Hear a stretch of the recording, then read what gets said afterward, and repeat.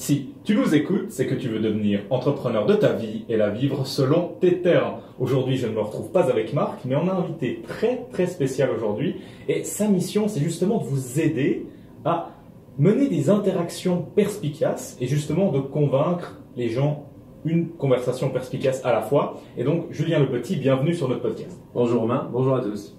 Donc, la première question, forcément, c'est comment en es-tu venu à incarner la confiance ?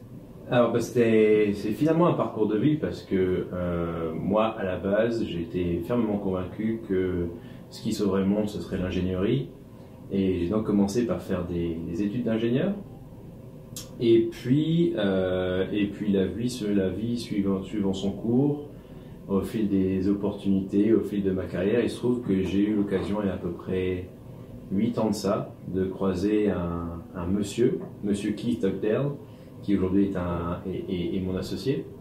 Mais donc il y a ça 8 ans, on m'avait envoyé sur une formation au développement commercial à la vente. On était en Australie et on avait détecté chez moi un certain talent naturel pour le développement des clients, le développement commercial. Et je dis souvent cette blague suivante, c'est que c'est sans doute le jour le plus marquant dans ma vie professionnelle, ça a été le premier jour de cette formation avec Keith, parce que énorme révélation pour moi de me rendre compte à quel point la dimension humaine était finalement un dénominateur commun sur tellement de choses, tellement d'interactions et tellement de réalités dans les affaires. Super intéressant. Mais justement, comme tu l'as dit, tu viens d'un background plus ingénierie et maintenant tu es plus dans le relationnel. Oui. Et je me doute bien que dans cette transition, il y a forcément eu un peu d'auto-éducation, puisque forcément les deux chemins ne sont pas totalement alignés. Tu as dû t'instruire par toi-même, et peut-être tu peux nous parler un petit peu de ça. Oui, alors volontiers. Alors, c'est vrai que ce que je dis souvent avec les personnes avec qui je travaille aujourd'hui, c'est que c'est un chemin, c'est un parcours. Faudrait pas croire qu'après avoir fait, par exemple, une formation de quelques jours avec moi et puis quelques heures de coaching, que voilà, comme ça, d'un seul coup, on a réappris à marcher et on a réappris à faire des nouvelles grimaces. La réalité de chacun sera importante et le parcours de chacun sera différent. Moi, il se trouve que j'adore lire depuis tout petit, j'ai toujours adoré bouquiner, donc je lis énormément. Par rapport à mon parcours et puis cette idée d'incarner la confiance, en fait, ce qui se trouve, c'est que c'est hyper addictif. C'est-à-dire que pendant très longtemps, je faisais ce que la plupart des gens font aujourd'hui, la plupart des gens que je croise, à savoir, je réfléchissais à comment développer un bon produit, quels étaient les points essentiels, les avantages spécifiques de ce que je pouvais proposer comme solution. Et ensuite, je passais la plupart de mon temps à essayer d'aller convaincre les gens par A plus B que finalement ce que je proposais était forcément la meilleure chaussure à leurs pieds. Conversation assez superficielle finalement, très transactionnelle. Et ce qui s'est passé, c'est qu'à partir du moment où j'ai commencé à arrêter de vendre et à me concentrer, à essayer de tisser des liens de qualité, à me concentrer sur cette idée fondamentale qui est que si un jour on devait faire des affaires ensemble, la meilleure façon d'y arriver, c'est que faire au fil du temps et aussi rapidement que possible, finalement on en a envie tous les deux. Et donc en développant ce capital relationnel-là, c'était finalement le chemin le plus court vers des jolies ventes. Et le truc, c'est que quand tu commences à avoir ce type de conversation avec des gens, les conversations deviennent éminemment plus intéressantes, éminemment plus engagées, et tellement plus fascinantes que ça devient hyper addictif. Et donc, oui, tu reviens, tu en demandes, tu veux t'améliorer, et sur la base de certains piliers, si tu veux, un des principes fondamentaux, c'est d'être réellement curieux, se donner le droit de ne pas tout savoir, et puis essayer de se concentrer à poser des bonnes questions au bon moment. Et donc, oui, aller chercher des bonnes questions. J'ai personnellement ma petite collection de questions que j'adore. Et systématiquement, quand je prends des bouquins, par exemple, Tim Ferriss a sorti un bouquin, Tools of Titans. Okay. Dans ce bouquin-là, à partir du moment où tu commences à le lire en essayant de trouver des bonnes questions, il y en a énormément dans le bouquin. Donc moi, je récupère, je collectionne. Et ouais, je lis énormément. Je suis assez addict à LinkedIn. Okay, pour deux raisons, c'est qu'il y a beaucoup de contenu qui va dans le même sens que tout le monde, à savoir marketing, push sell, etc., etc. Donc là, moi, c'est un petit peu mon petit traitement régulier, me dire, il ne faut surtout pas retomber là-dedans, de dire, non, mais ça marche pas, ça marche pas, ça marche pas. Et il se trouve que, finalement, on n'est pas non plus les seuls à parler de ce phénomène fondamental, de cette philosophie, de dire que pour bien réussir en affaires, il faut tisser des liens de qualité, créer un écosystème de partenaires autour de soi, autour de son entreprise. Et donc des gens comme Graham Hawkins, Keith Dugdale, enfin bref, on est toute une petite tripotée qui postent régulièrement, et c'est vrai que j'en consomme assez avidement. Super intéressant, parce qu'on peut aussi reconnaître l'espèce d'autoconditionnement où tu essayes de te baigner un petit peu dans cette soupe au final de bonne information, ouais, ou de choses alignées avec ta vision. Et au final, beaucoup de gens critiquent un petit peu les algorithmes et puis les plateformes personnalisées parce qu'ils disent « Oui, mais si tu engages avec tel type de contenu, tu vas tout le temps baigner dans ce type de contenu et ça a cet effet peut-être néfaste, que tu es moins ouvert d'esprit. » Mais j'ai tendance à dire « Oui, alors ça, c'est indéniable, il faut juste prendre ça en considération puis se dire qu'on peut totalement être biaisé. » Mais c'est aussi magnifique si on veut se conditionner soi-même, pas forcément d'un point de vue néfaste, mais si, comme tu dis, tu n'as pas envie de tomber dans ce côté transactionnel, mais tu as envie d'aller plus dans le côté relationnel, il te suffit de designer tes plateformes pour consommer, en fait, finalement, passivement ou activement, ce genre de contenu. Et d'ici quelques temps, tu te rends même plus compte que c'est devenu la norme d'être dans le relationnel, et on va dire à l'opposé du transactionnel, et tu te rends même plus compte que tu es sur la bonne voie. C'est ça. Alors moi, ce que j'ai fait, c'est que ce que tu décris, c'est un petit peu ce que tout le monde fait. Moi, comme je suis un petit peu trituré du cerveau, moi en fait, j'ai souscrit, je follow des gens que je peux absolument pas cadrer. Intéressant. Ok, donc comme ça, régulièrement, je vois leur feed, je dis ah ouais non mais c'est juste pas possible. Enfin voilà, pour moi c'est bien de pouvoir régulièrement me faire une petite piqûre de réalité, de me dire donc finalement pour mes clients là de l'or, les gens qui consomment comme ça passivement un petit peu tout et n'importe quoi de ce qu'ils peuvent trouver sur les plateformes et les réseaux sociaux, voilà ce que entendre, parce qu'il faut quand même comprendre qu'aujourd'hui on y a encore à peu près 97-98% des méthodes de vente qui proviennent des mêmes origines, à savoir la recherche et le développement mené par IBM et Xerox à la fin des années 70. Donc oui, si on devait faire un petit état des lieux sur tout ce qui peut être dit sur les réseaux sociaux en termes de vente et de développement commercial, on est nous tout petits, bien cachés, il faut vraiment nous chercher pour nous trouver, parce qu'on est juste noyé dans le volume de pratiques un petit peu, pas forcément malveillantes, mais en tout cas un petit peu manipulatrices de son client, conditionner le client, aller créer le besoin, enfin tous ces termes qu'on a tous entendus et qui personnellement me donnent la nausée. Très intéressant, donc le concept de niche avec plus de la profondeur, plus que de la largeur en fait de contenu et d'audience. Et ce qui devient intéressant, c'est que vu que tu es très très niche, tu peux avoir des concepts plus anticonformistes au final. Et c'est ça qui est intéressant. Et d'ailleurs, est-ce que tu as pu mettre en place une équation ou peut-être ta propre définition de la confiance? Oui, alors après, on ne réinvente pas le tiède non plus. Hein. Donc il y a un monsieur qui s'appelle David Meister qui a passé près de 10 ans de sa vie à réfléchir à cette question, à savoir comment se crée la confiance et comment est-ce qu'on pourrait essayer de systématiser tout ça. Et donc ce qui nous explique, et nous on va dire tout à fait, parce que le gros avantage dans son équation de la confiance, c'est que c'est très très simple et très robuste. Donc il y a très très peu de situations dans lesquelles je me retrouve avec des clients où finalement je ne peux pas me dire, alors si on réfléchit aux différents ingrédients de l'équation, où est-ce que ça pêche et sur quoi on peut travailler. Et donc ce que nous explique Meister, c'est qu'il dit qu'il y a finalement 3 choses qui sont essentielles pour créer un contexte dans lequel la confiance peut émerger plus rapidement. La première, c'est la crédibilité. Okay, donc crédibilité, tout le monde est à peu près clair sur ce dont il s'agit ici. Mais ce qui est intéressant, c'est à quel point on est clair aussi sur les limites de cette crédibilité. Okay, ce qu'on trouve aujourd'hui, c'est qu'il y a, surtout dans les grands cabinets, conseils, etc., c'est qu'il y a beaucoup de gens qui se prétendent tout savoir sur tout, ou en tout cas avoir des réponses à toutes les questions. Or, on sait très bien que l'entreprise parfaite ou le conseiller parfait, ça n'existe pas. Et donc, plus les gens cherchent à être parfaits, à avoir réponse à tout, et finalement, plus le risque est grand de perdre en crédibilité. Donc, crédibilité très importante. Deuxième terme de l'équation, c'est en français ce qui est la fiabilité.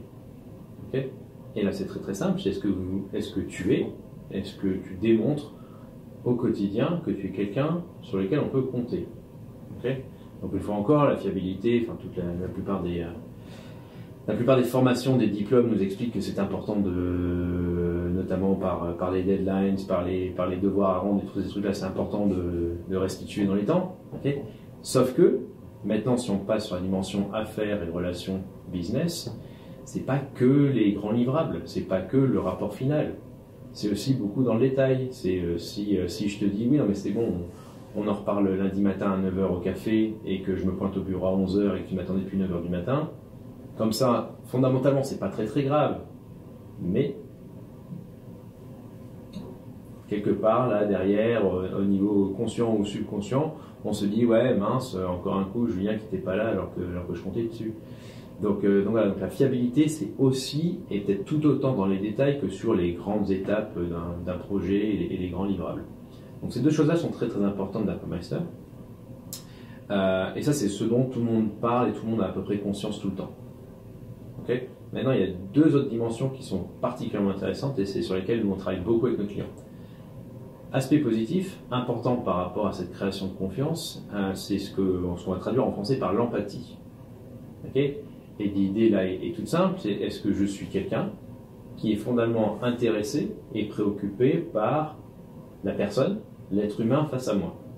Okay. Est-ce que je suis capable de me mettre à ta place? Est-ce que je suis capable de comprendre tes enjeux, tes questions, tes problèmes? Et est-ce que je suis capable de me mettre sur la même longueur d'onde que toi afin qu'on puisse avoir un bon échange? Okay. Et il suffit de prendre certaines des grandes figures du business aujourd'hui pour comprendre que parfois c'est plus compliqué que d'autres. Si on prend un Elon Musk par exemple, quand il vient dans les médias, ce qui ne fait pas beaucoup d'ailleurs, aux surprises, on comprend qu'il est réellement extraterrestre. Il ne fonctionne pas comme tout le monde, il a du mal à expliquer simplement et clairement tout ce qui peut se passer dans sa tête. Okay. Et donc c'est là qu'on commence à comprendre que finalement cette difficulté à se mettre au niveau de l'autre, ça crée du bruit dans la relation et ça crée un environnement plus compliqué. Donc nous on travaille là-dessus, sur comment on arrive à se mettre au même niveau, comment est-ce qu'on arrive à réfléchir un peu plus comme l'autre, plutôt que de rester dans nos certitudes, de notre façon de comprendre, d'analyser et de réfléchir. Très bien. Donc ces trois points-là, donc ça c'est tout ce qui est positif. Okay. Et donc tout ça c'est assez facile à comprendre. Par contre, ce que nous dit Meister, c'est qu'il y a une dimension comportementale qui est particulièrement dangereuse par rapport à la création de confiance. Et c'est là qu'on va revenir sur l'idée de la vente et ce pourquoi on l'applique dans le développement commercial. C'est que Meister nous explique qu'il y a un aspect très très dangereux et particulièrement corrosif de la confiance, c'est l'égocentrisme. Et ça, malheureusement, la plupart d'entre nous, on en a fait parfois l'expérience. C'est ce moment où on se rend compte que certaines personnes ont pu investir de leur temps, de leur argent, de leur énergie, parce qu'ils attendaient quelque chose en retour. C'était pas gratuit. Okay. Et c'est pas la fin du monde, ça veut pas dire qu'il n'y aura pas d'échange, ça veut pas dire qu'il n'y aura pas de collaboration. Par contre, il n'y aura pas de confiance. Okay. Et si on regarde certaines peut-être grandes figures politiques aujourd'hui, ce qui est sûr, c'est que quelqu'un comme Donald Trump, qui est particulièrement égocentrique, je pense que c'est le minimum qu'on puisse lui reconnaître, ça ne veut pas dire qu'on a arrêté d'échanger et de collaborer avec la Maison-Blanche, c'est juste que les gens vont à la Maison-Blanche sur la défensive, sachant très bien qu'en cas de besoin, s'il y a besoin de faire des concessions, ce sera rarement du côté du président des États-Unis, ce sera sans doute aux autres de faire des concessions et pas forcément parce qu'ils auront eu le choix. Donc voilà, donc ça c'est très très important. Et du coup, c'est pour ça, et que je trouve ce sujet particulièrement passionnant et que je me suis lancé là-dedans, c'est que la méconception qu'on peut avoir de ce qu'est la vente, okay, si je passe tout mon temps à t'expliquer en quoi et mes formations, et mes produits, et mes solutions sont les meilleures, sont les plus fortes, on est numéro 1 en Europe, numéro 1 au monde, peu importe, ça c'est éminemment égocentrique. Et donc tout l'enjeu, finalement, c'est que à chaque fois qu'on va essayer d'aller conclure une vente, qu'on va essayer d'aller convaincre, qu'on va essayer d'aller créer du besoin, le risque qu'on prend, c'est d'aller brûler un petit peu ce potentiel de confiance, et donc on met la relation en jeu pour une transaction à court terme. Très très intéressant, et là on remarque aussi le principe qu'en général, avec cette approche plutôt long terme, le court terme n'a pas forcément à souffrir, pas tout le temps. Non. Et ça, c'est quelque chose qui est très intéressant de constater. Mais maintenant que tu nous as énuméré ces grands principes, ouais, comment ils se transmettent vraiment, on va dire, au jour le jour quand on fait une interaction?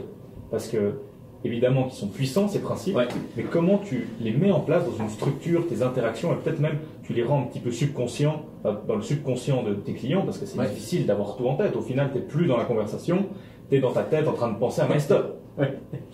On est d'accord. Donc, il se passe deux choses. La première, c'est que c'est pas mon travail, c'est le travail de Keith, mais j'en suis le premier fan aujourd'hui. C'est qu'en fait, on a développé une caisse à outils. Okay, on a tout un ensemble d'outils, de cadres de référence, de choses simples, concrètes, pragmatiques qu'on peut utiliser au quotidien dans toutes les conversations. Donc ça permet de ralentir le jeu et d'être à la fois dans la conversation et sur le balcon à observer ce qui se passe, de comprendre où on en est. Donc c'est la première chose. La deuxième chose par contre, c'est qu'il y a un certain nombre de principes fondamentaux qui sont très très simples à prendre en compte. Le premier, c'est que si la conversation qu'on est en train d'avoir avec son interlocuteur est surtout alignée avec son agenda à soi, très clairement, on est dans l'égocentrisme, et très clairement, on prend le risque de peut-être apparaître égocentrique et de potentiellement avoir cet impact négatif sur la relation.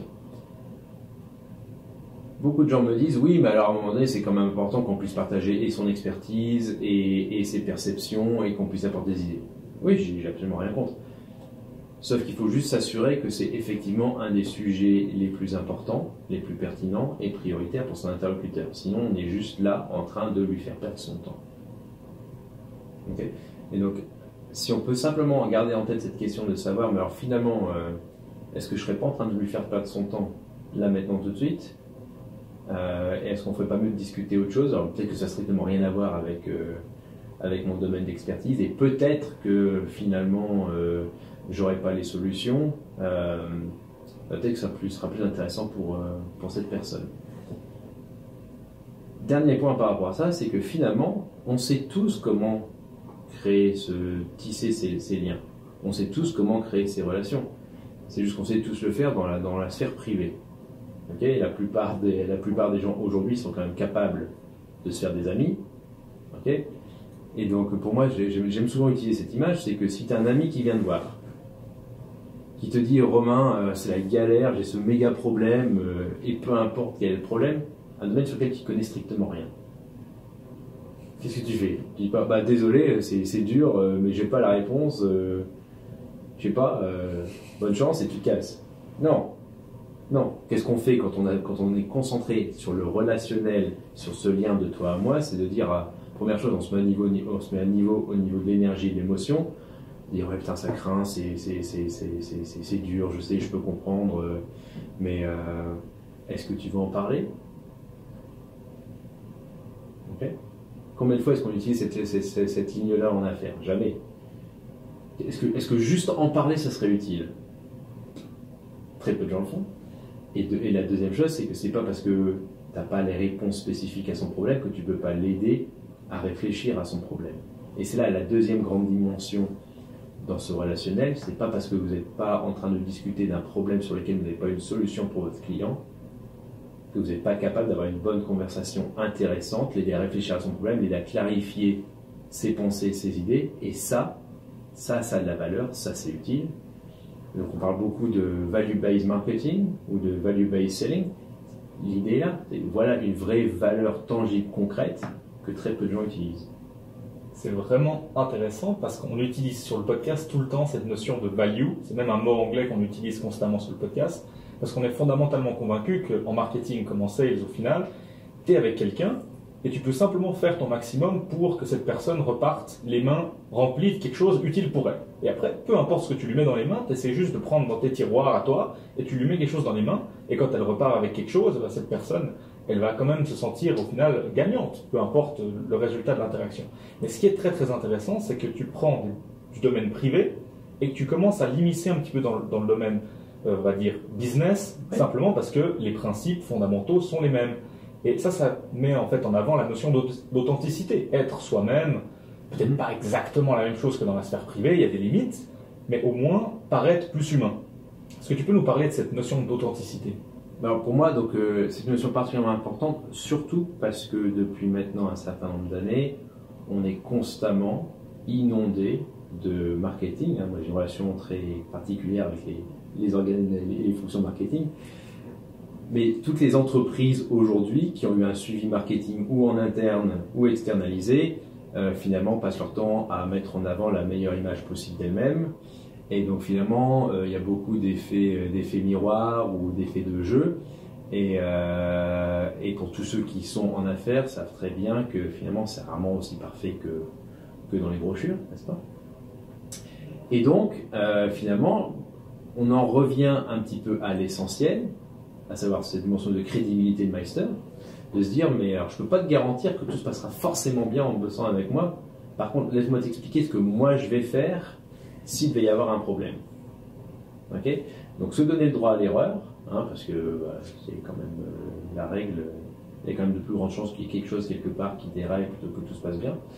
C'est pour ça qu'on planifie, c'est pour pouvoir ajuster les plans, parce que si on planifie et il n'y a pas besoin de s'en servir, il n'y aurait pas besoin de planifier.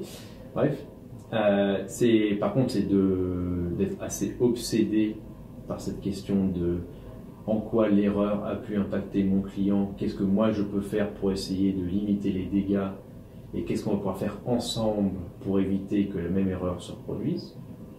Voilà une relation professionnelle plus convaincante, percutante et plus intéressante, et plus honnête. Et donc finalement, aujourd'hui, comme on est tous sur les réseaux sociaux, comme on a tous cet besoin de projeter une image parfaite, finalement être authentique, imparfait, humain, c'est d'autant plus crédible et pertinent et attirant. Moi, ce que je trouve fascinant, c'est quelqu'un comme Gary Vee. Je ne sais pas si vous en avez parlé déjà sur votre podcast, mais Tout le temps. Tout le temps, voilà. Ce monsieur, qui s'est quand même un petit peu fait tout seul, okay, qui a beaucoup de choses à dire, okay, c'est un peu parfois les mêmes choses tout le temps, mais il a le mérite de répéter le message et de ne pas changer de vision. On est d'accord qu'il ne s'aligne pas avec aucune des normes professionnelles habituelles. Ça jure comme un charretier. Okay, mais voilà, il est comme il est sans concession. Il dit s'il y a des gens que ça dérange, c'est pas grave, moi je m'adresse aux autres. Et sauf qu'il a des millions de personnes qui le suivent. Parce que voilà quelqu'un qui est humain. Et authentique.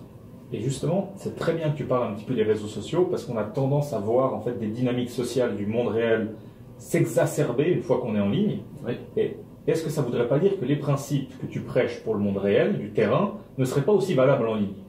Si, tout à fait. Donc, et si on revient à ces questions de la création de relations, okay, il y a cette phrase que j'aime beaucoup qui dit on n'a jamais une deuxième chance de faire une bonne première impression. Okay, ce qu'il faut comprendre en 2019, mais ça fait maintenant un certain nombre d'années quand même qu'on est dans cette situation-là, c'est que finalement la première impression qu'on peut donner à quelqu'un qui ne nous a jamais rencontré, ça va bien se passer souvent de deux façons. La première, c'est que ça va être une recommandation en bouche à oreille, c'est quelqu'un qui va te dire « Ah non, faut que tu discutes avec lui, il est quand même sympa. Okay ». Et la deuxième, c'est que première réaction quand on entend parler de quelqu'un potentiellement intéressant, c'est Siri, où on saute sur Google et puis on va chercher ce qu'on va pouvoir trouver sur cette personne-là. Et donc finalement, ce que ces personnes vont pouvoir trouver sur ton profil LinkedIn, sur la page de ton entreprise, sur les réseaux sociaux, Facebook, autres, etc., va commencer à conditionner, ou en tout cas influencer leur perception de qui tu peux être comme individu. Okay, et c'est ça que finalement, on travaille fondamentalement sur la même question entre les spécialistes marketing, réseaux sociaux, etc., et moi, c'est que sur les réseaux sociaux, c'est important de travailler ce que les gens vont pouvoir se faire comme idée à ton propos. Moi, sur quoi je travaille, c'est de dire, ok, une fois qu'ils se sont fait cette idée-là, ok, donc dans l'absolu, le même principe s'applique. Donc, est-ce qu'on met des choses crédibles? Ok, donc petite info, s'il y a des photos du dernier week-end où la fête était vraiment très sympathique, mais sacrément arrosée, faire attention si ça traîne sur les réseaux sociaux ou pas, parce que voilà, c'est les premiers à s'être rendu compte, c'est les fonctions de ressources humaines, quand ils ont des candidats avec des photos un petit peu désobligeantes, elles restent dans les dossiers. Okay, mais donc une fois qu'on a travaillé, qu'on a un petit peu sublimé cette image, cette identité numérique sur les réseaux sociaux, d'ailleurs ce sur quoi je passe tout mon temps, c'est comment derrière aller créer une expérience client de la conversation, de la relation, qui soit aussi impactante et mémorable que possible, tout en étant utile. Oui, parce que c'est très complémentaire. Oui, parce qu'au final, si tu n'es pas authentique et que tu as justement ce profil sur-sublimé, et que tu arrives en face de quelqu'un et que c'est vide, ou que c'est pas cohérent, ou que c'est même très traître, en fait, la perception que tu avais pu être, bah, ça fait l'effet inverse au final. Ouais, d'accord. Donc là, je pense qu'il y a besoin vraiment de faire attention à ça. Et peut-être juste un point pour revenir là-dessus, donc pour tous ceux d'entre nous qui nous écouteraient en se disant, bah alors qu'est-ce que je fais avec mon profil, qu'est-ce que je fais avec mes pages sur les réseaux sociaux, faites juste très attention à une dimension particulière, qui est celle de l'égocentrisme.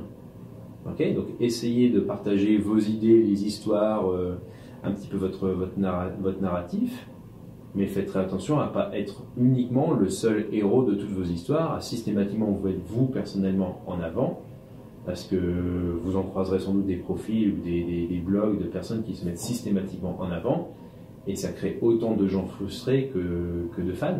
Donc voilà, une grosse zone de danger, parlez des choses qui vous intéressent, parlez des questions qui vous intéressent, parlez des solutions qui vous intéressent, parlez des gens qui vous intéressent, vous n'êtes pas forcément obligé de parler de vous. Oui, super intéressant. Et d'ailleurs, une petite question annexe qui me vient, c'est de nos jours, en fait, tout le monde développe une certaine expertise, ou du moins les gens qui s'intéressent à ce modèle, on va dire, d'affaires, peut-être du consulting ou du conseil en général, cherchent à d'abord créer une expertise qu'ils peuvent faire de leur côté, mais ensuite, dès le moment qu'il faut commencer à trouver des gens à qui le proposer, ce service, ils ont plus de mal. Et toi, en tant que consultant et expert dans la confiance, comment tu rejoins tes deux expertises en étant consultant et expert de la confiance, et quels conseils tu donnerais à ces gens-là?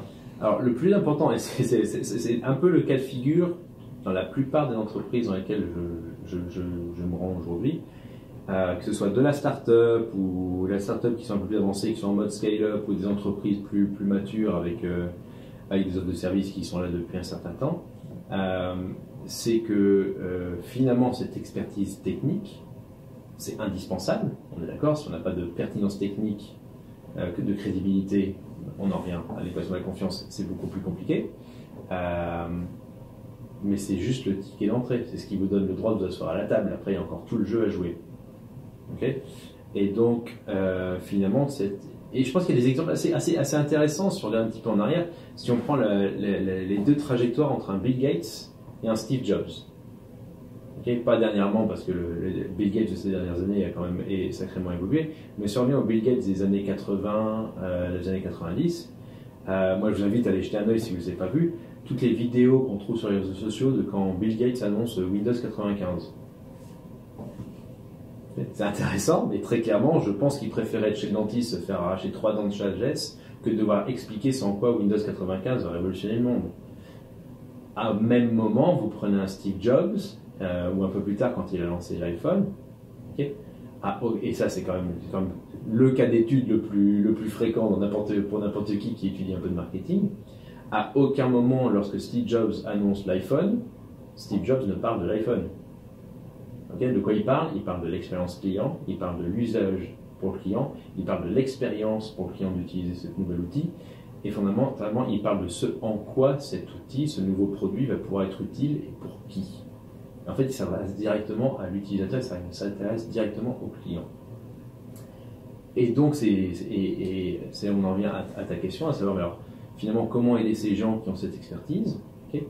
Expertise, très bien. En quoi est-ce pertinent pour vos clients? En quoi ce nouveau gadget, ce nouveau service, cette nouvelle façon de travailler, cette innovation, en quoi ça va pouvoir aider quelqu'un et à faire quoi? Et tant que vous n'avez pas cette réponse-là, vous allez avoir beaucoup de mal à le vendre. Parce que ça doit être un produit merveilleux, s'il n'y a pas de problème, il y a de demande, s'il n'y a pas d'intérêt pour un client ou une typologie de client, ça va être très compliqué. Ouais, et c'est tout à fait une perspective marketing de traiter ce problème que les gens ont. En général, on peut même essayer de mettre une petite phrase très simple avec des trous en disant « je suis X ». Et je fais Y pour aider Z à faire A, ou comme ça. C'est juste mettre dans ces petits trous les mots qui vont bien, ouais, pour ensuite amener quoi? Amener de la clarté. Parce que tant qu'on n'a pas de clarté, on ne peut pas exécuter grand-chose. Et c'est d'ailleurs un des grands principes qui se recoupent sur le podcast. Mais maintenant, je voulais te demander aussi, en qualité de consultant indépendant, ouais, ton business et puis ton entreprise à toi, c'est toi-même. Et du coup, ça t'oblige à être toi-même performant. Et la haute performance, c'est quelque chose qui nous passionne ici aussi. Et donc, est-ce que tu as pu mettre en place peut-être des routines ou des habitudes, ou comment tu fais pour être toi-même performant et donc faire en sorte que tes services et ton impact soient performants aussi. Alors juste petite note, je suis pas tout seul non plus, hein, mais c'est vrai qu'en tout cas sur l'Europe, je suis un des grands piliers de l'activité. Non, je suis pas très très bon côté discipline, hein, ça reste une autre dimension, si tu veux, importante pour se mettre sur la même longueur d'onde que son interlocuteur, c'est de comprendre comment on est branché, comment on fonctionne. Et c'est vrai que moi, je suis pas très discipliné. Par contre, j'essaye beaucoup de choses, donc, parce que je sais que je dois m'améliorer. J'essaie beaucoup de choses et ce que j'essaye en ce moment, mais c'est avant que ça vienne à la mode, hein, c'est, tu sais, tout ce qui est de tenir un journal. Okay, donc maintenant, justement, sur les réseaux sociaux, j'ai vu des produits de journal de pleine conscience, enfin bref. Mais donc, ce sur quoi moi je travaille, c'est j'essaie d'anticiper. Okay, c'est sans doute l'ingénieur encore confortablement installé dans ma tête qui dit, mais tout doit commencer par l'objectif final, tout doit commencer par la fin, et après il n'y a plus qu'à rétro-ingénierer ce dont on a besoin. Et donc ce à quoi j'essaye de faire, c'est que régulièrement j'essaie d'anticiper bien longtemps à l'avance. Un exemple très concret, tous les mois, à intervalles précis dans mon agenda, j'essaie, dans la mesure de mon humeur du jour et de ma capacité d'être plus discipliné que d'habitude, j'essaie d'anticiper sur quels sont les éléments clés, les événements clés des 3 mois à venir. Okay. Une fois par trimestre, je me dis, ok, on en est où? Qu'est-ce qui va se passer sur les 3 trimestres prochains? Okay. Tous les jours, je réfléchis, ok, qu'est-ce qui doit arriver dans les 3 semaines prochaines? Et toutes les semaines, je me dis, qu'est-ce qui va arriver dans les 3 semaines à venir? Okay. Et juste de réfléchir de cette façon-là, et bien souvent en ordre inverse, donc j'essaie de commencer le plus loin possible. Donc, mais moi, je suis assez macro, si tu veux, dans ma façon de travailler. Donc, je suis assez clair là où je veux en être dans 5 ans. Je suis assez moins clair à ce que je dois faire en 3 semaines. Okay, donc, pour moi, le processus, c'est vraiment de commencer par la fin et c'est de revenir petit à petit à comment m'assurer et là, on en revient à Tim Ferriss, la semaine de 4 heures, comment est-ce que je peux m'assurer que la productivité de mon temps cette semaine est alignée avec ce qui est le plus important par rapport à mes propres objectifs. Parce que là, il y a une réalisation personnelle de ma part, c'est que, et je pense qu'il y a beaucoup des auditeurs qui s'y retrouveront, c'est que finalement, il y a tellement de choses qu'on pourrait faire. Il y a tellement de problèmes qu'on pourrait résoudre, il y a tellement de clients que je pourrais aller rencontrer, il y a tellement de segments de marché que je pourrais aller développer. La question de fond, c'est de se dire, mais finalement, par rapport à ma vision de ce que je souhaite mettre en place comme entreprise, quels sont ceux qui sont pertinents? Okay. Et tant qu'on n'est pas clair sur cette vision-là, on en revient à Alice au Pays des Merveilles quand elle va voir le chat invisible qui lui dit mais c'est quoi le bon chemin? Il lui dit mais ça dépend, tu veux aller où? Elle dit je sais pas. Et il lui répond peu importe le chemin finalement. Et moi c'est ce que je vois beaucoup, c'est beaucoup d'entrepreneurs ou d'entreprises qui finalement, comme il n'y a pas de visibilité sur le long terme, sur ce qu'est la vision à terme, au quotidien c'est beaucoup plus difficile de savoir prioriser et trier ce qui est important ou accessoire. Ouais, super puissant, encore une fois la clarté. Ça paraît simple de se dire je dois savoir ce que je veux, mais c'est beaucoup plus dur à mettre en place. Et justement là tu as pu nous donner quelques bonnes références de livres déjà, et puis les auditeurs en général sont intéressés à avoir des recommandations de lecture, donc si on devait s'intéresser, s'auto-éduquer sur peut-être la vente, mais peut-être plus sur la vente relationnelle à ce moment-là, quels seraient les 1, 2, voire 3 ouvrages qu'il ne faudrait absolument pas rater?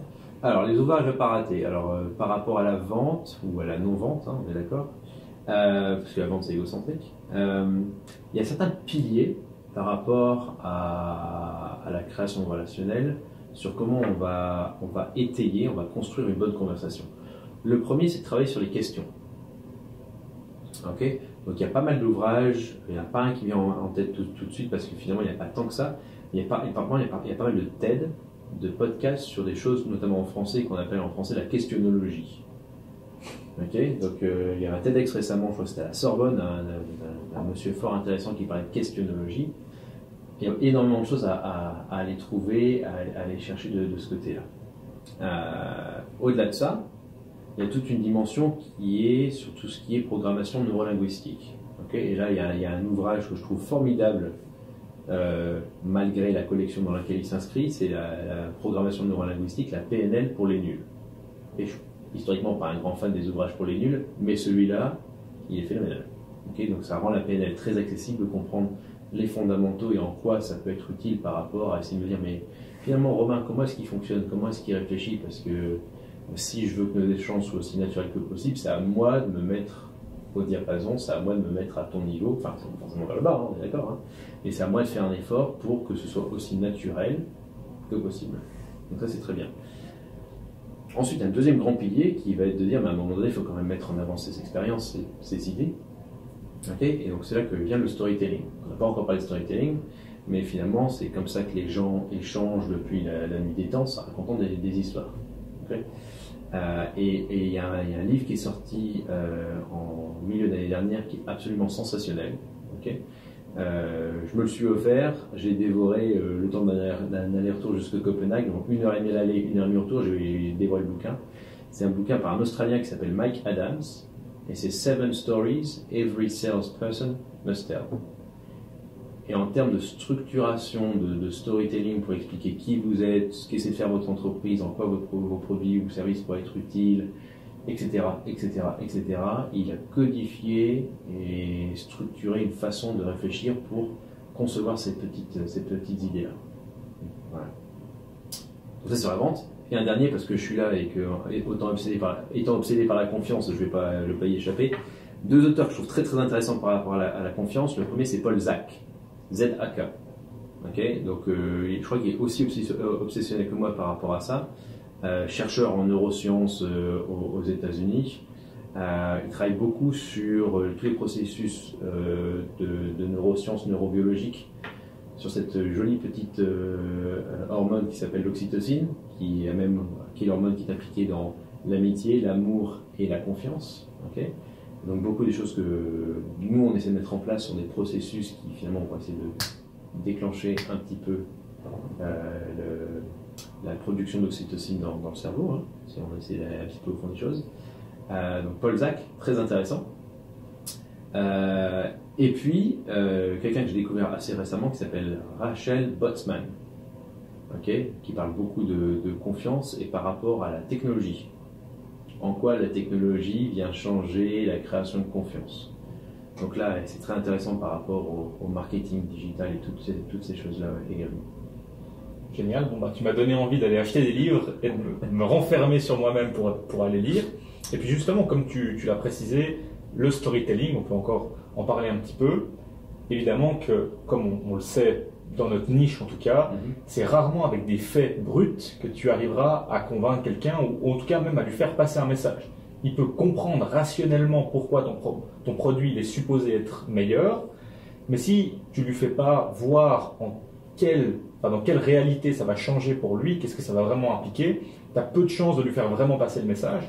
Et du coup, pour toi, quel serait peut-être pas forcément un seul concept, mais comment tu ferais pour utiliser le storytelling? Parce que ça peut très vite dérailler en « je raconte ma vie ». Ça, ouais, et c'est pas forcément intéressant. Je pense que la meilleure façon de réfléchir à ça, c'est de raconter des histoires, faire du storytelling sur ce en quoi votre solution, votre produit, votre service a pu aider un autre client. Okay, et si vous vous contentez simplement de vous concentrer très attentivement là-dessus, ça va nettement améliorer votre storytelling. Okay, parce que je peux vous dire en quoi je suis le meilleur coach du monde, ou je peux vous dire en quoi, sur la base de mon coaching, voici 4, 5, 6, 7, 8, 10, 12 entreprises qui ont su transformer leur approche à la vente avec des résultats à la clé. Okay.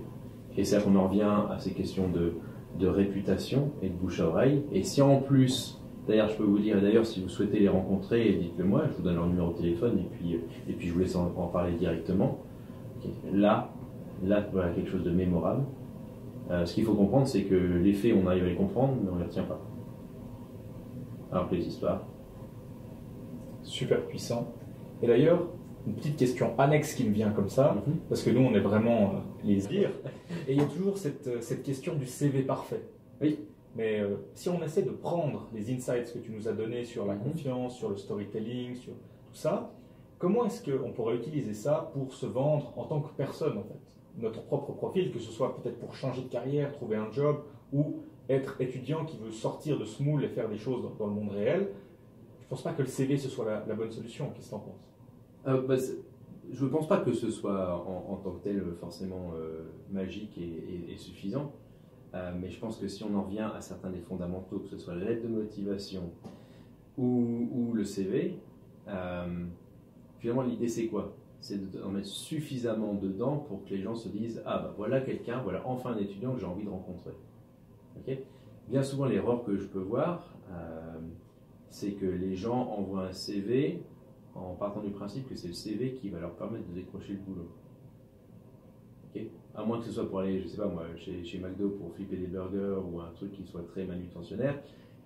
Pour la plupart des recrutements de personnes qui sont étudiantes ou qui s'approchent de la fin et qui commencent à chercher des jobs, finalement, le recrutement ne se fera pas sans un entretien, ou tout du moins une rencontre, ou pour le moins prendre un café avec le cadre ou le dirigeant. Donc, si on part du principe que ce qu'il faut mettre dans le CV ou dans la lettre de motivation, c'est quelque chose qui va être intéressant pour la personne qu'on vise, eh bien, il faut faire un minimum de recherche, aller chercher ce qui peut se passer dans le monde de la personne qu'on vise, et on va s'inspirer de ça pour mettre dans le CV. Okay. Donc cette idée, et je sais que c'est dur à dire parce que je sais que c'est pas évident, mais cette idée de se dire finalement on fait un CV générique qu'on va pouvoir envoyer à tout le monde, c'est la pire des choses à faire. Parce que quel est le ressenti pour quelqu'un qui reçoit un CV qui est très clairement générique, avec des mots-clés qui ne correspondent pas à son entreprise, avec une description d'expérience qui n'est pas 100% pertinente par rapport au poste? C'est de se dire, bah voilà quelqu'un qui fait du copier-coller, même si c'est du copier intelligent, ça reste du copier-coller. Je me sens pas spécial, je me sens pas unique, je me sens pas valorisé, et puis finalement, bah, pourquoi est-ce que... Voilà, pourquoi Romain finalement? Parce que c'est que du copier-coller, donc je suis sûr qu'il a envoyé des centaines. Donc tout l'enjeu pour moi, c'est de... Et finalement, c'est exactement le même processus dans la vente finalement quand on est en entreprise. C'est de passer d'un mode de réflexion qui est de se dire, on va à la pêche. Ok, donc je prends mon filet, je jette aussi large que possible et puis on va voir ce que je peux remonter. Oh rien, bon bah je recommence. Okay. Ou alors c'est partir à la chasse. Et quand on part à la chasse, on fait attention aux habitudes, aux habitats, à quelle heure de la journée ces animaux se nourrissent, quand est-ce qu'ils viennent boire au trou d'eau, s'il faut aller contre le vent ou dans le vent, s'il faut juste pas faire de bruit ou s'il faut faire attention de ne pas mettre de parfum. Enfin, voilà. Quand on part à la chasse, on ajuste très particulièrement notre façon et très spécifiquement notre façon de travailler afin de maximiser nos chances de décrocher un résultat. Okay. Et donc pour ma part, je considère que c'est pareil. Donc s'il y a une entreprise en particulier pour laquelle vous adoreriez bosser, première chose, c'est toute évidence, c'est pas attendre qu'il y ait une offre d'emploi, hein, on est d'accord. Vu que de toute façon le seul processus, okay, il y a une offre qui est publiée, on envoie une lettre de motivation avec un CV pour décrocher un rendez-vous. Et tout se passe lors du rendez-vous. Okay. Qu'il y ait une offre d'emploi ou pas, ce rendez-vous, vous pouvez le décrocher.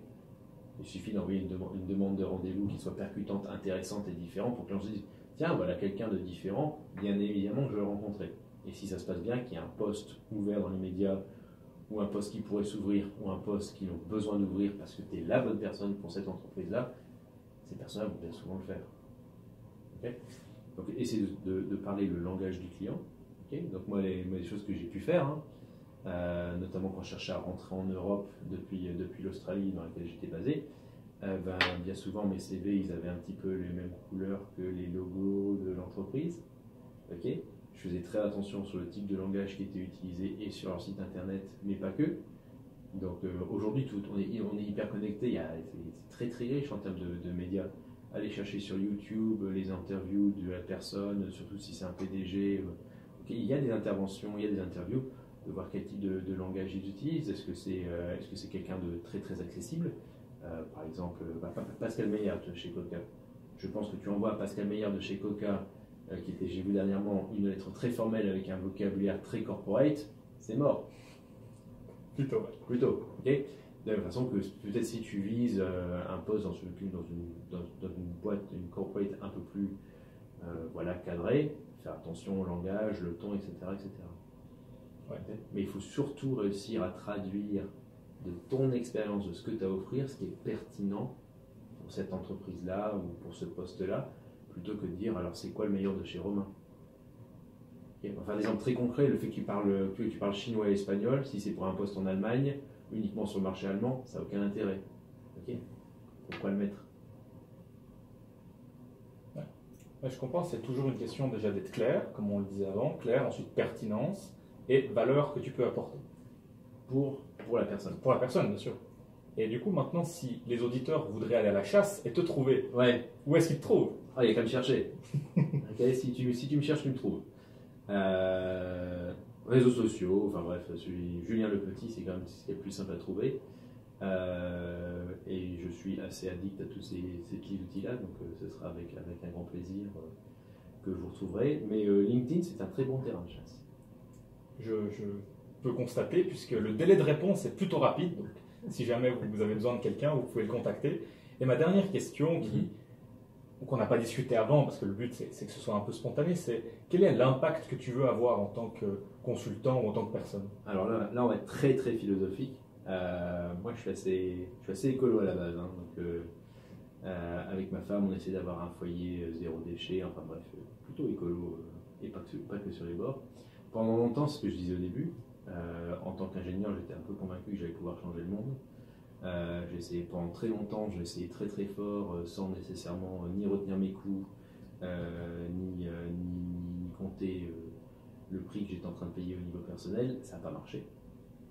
Donc aujourd'hui, ce que je fais, c'est que j'essaie de trouver des startups, des entrepreneurs, des entreprises, des cadres, des dirigeants qui ont des vraies belles et bonnes idées, mais qui peut-être ont un peu de mal à trouver des débouchés, des marchés, et en me disant, mais finalement, vu l'impact que ça a pu avoir sur ma carrière, vu le succès que j'ai pu avoir commercialement sur la base de ces quelques principes-là, autant que j'aille les aider à les comprendre, à les mettre en place, et à avoir ce succès commercial qui va leur permettre de pérenniser leurs affaires, et surtout d'avoir un impact dans le monde. Parce que voilà, changement climatique, transition énergétique, il y a un certain nombre d'enjeux assez phénoménaux. Et comme j'ai deux petits garçons à la maison, un jour quand ils me poseront la question, papa, qu'est-ce que tu as fait pour éviter tout ça, j'aurai une réponse concrète et tangible et du vrai à leur donner plutôt que des excuses. Et un vrai storytelling. Et un vrai storytelling. Magnifique, je pense qu'on peut se quitter là-dessus, c'était super riche. Je pense que si quelqu'un est réellement intéressé par la vente et le relationnel, il va falloir le réécouter, ce podcast, et prendre des notes, parce que c'était vraiment dense, en value, comme on aime bien dire. Et sur ce, je te remercie encore d'être présent. Merci à toi. Et puis, pour les auditeurs, on se verra dimanche prochain.